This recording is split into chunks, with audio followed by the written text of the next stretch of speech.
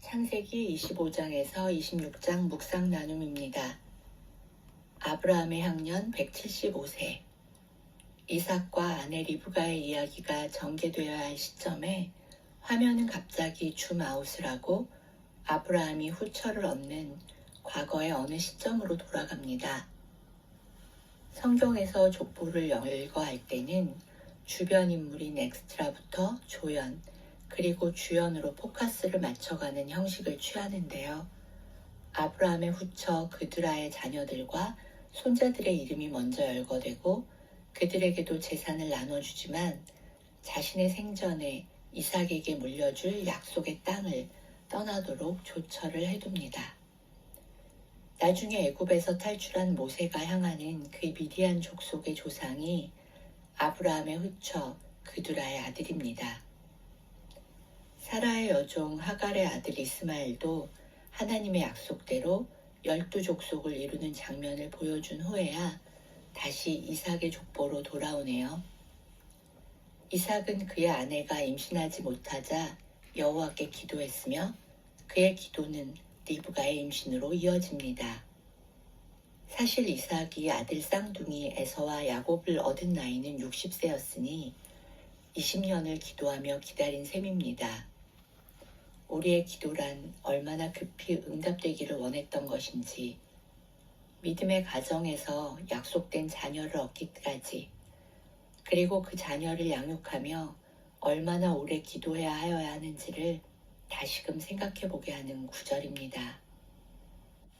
태중에서부터 다투었던 이 두 아들은 전혀 다른 성향의 청년으로 성장합니다. 에서는 사냥꾼으로, 야곱은 장막에 머무는 자로 표현되는데요. 아버지 이삭은 에서가 사냥한 고기를 좋아하므로 그를 사랑하고 리브가는 야곱을 사랑하였어요. 이 편에는 나중에 어떤 결과를 낳게 될까요? 모든 일의 결과에는 원인이 있었고 작은 틈은 큰 붕괴로 이어집니다. 사회성과 사냥 능력까지 갖춘 에서는 요즘 말로 고스펙 엄친아일 거예요. 어느 날 에서는 너무 배가 고파 집에 왔고 팥죽 한 그릇에 장자의 명분을 야곱에게 팝니다. 내가 죽게 되었는데 그 명분이 무엇이 유익하냐며 장자의 명분을 가벼이 여기죠. 당시에는 장자가 아버지의 땅이며 모든 재산을 거의 대부분 물려받는 것인데 어찌 중요하지 않겠어요? 그러나 에서는 자기를 편애하는 이삭을 믿었을 테고 야곱과 겨우 팥죽 한 그릇으로 한 거래를 언제든 물러버릴 수 있을 것이라고 생각했을 것입니다. 결국 그들은 이름처럼 야곱은 속여 빼앗는 자가 되고 에서는 붉은 팥죽으로 인해 에돔이란 별명을 얻게 되는데요. 나중에 헤롯 대왕이 끝까지 아기 예수를 찾아 죽이려 하는 그 집요함을 보면 이때 빼앗긴 장자의 명분에 사무친 에돔 족속의 후손답다고 해야 할까요? 저는 이 장자의 명분을 가벼이 여기는 에서의 모습 안에서 우리들의 모습을 보게 됩니다. 세상에서의 성공이나 명예를 위해서라면 잠시 눈 감고 넘어가 버리고 싶은 크리스천으로서의 정체성 말입니다. 당장 굶어 죽게 생겼는데 굳이 그렇게까지 말씀대로 살 필요가 있어? 이런 비아냥거림. 아니 어쩌면 세상 사람들보다 더 못한 도덕이나 양심을 가진 채 살아가기도 합니다. 꼭 무엇을 얻기 위해 파는 명분이 아니라 이미 나에게 거추장스러운 이름이 되어버린 버려진 이름은 아닌가요? 이 땅에서 나를 먼저 부르시고 자녀 삼아 주신 아버지께 아직 집에 돌아오지 않은 작은 아들을 위해 나는 아버지의 마음을 헤아리는 장자인지 생각해 봅니다. 이어지는 26장은 다시 이삭과 우물 이야기로 넘어갑니다.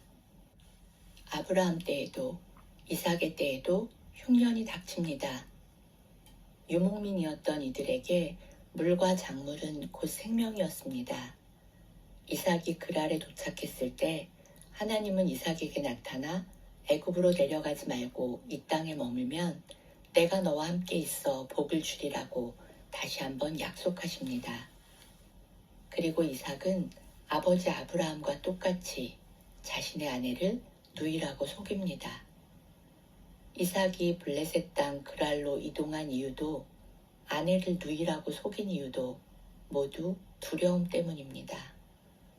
작은 두려움을 피해간 땅에서 더 큰 두려움을 만나고 그 두려움은 언제나 우리의 발목을 잡습니다. 그럼에도 복을 약속하신 하나님은 아내를 지켜주셨고 창대하게 하셔서 이삭은 마침내 거부가 되네요. 그러나 그 복은 블레셋 사람들의 시기를 받고 결국 추방되기에 이릅니다. 물에 빠진 사람을 구해주었더니 보따리 내에 놓으라고 한다는 속담이 있죠. 역지사지로 헤아려 보면 우물을 흙으로 덮고 쫓아다니며 회방을 놓는 그들의 입장이 이해가 갑니다. 결국 이삭은 아버지 아브라함과 아비멜렉이 맹세했던 우물, 그 브엘세바에 도착하는데요. 거기서 다시 하나님은 내가 너와 함께 있으니 두려워하지 말라고 하십니다. 이삭은 바로 그곳에서 제단을 쌓고 여호와의 이름을 부릅니다. 이것을 이삭의 첫 예배로 보는데요. 그 전에 수없이 하나님께서 나타나셨으며 말씀하시고 인도하셨는데도 이삭은 이제야 진정한 예배자, 아버지 아브라함이 믿었던 그 하나님을 자신의 하나님으로 고백하는 참 예배자가 된 것입니다.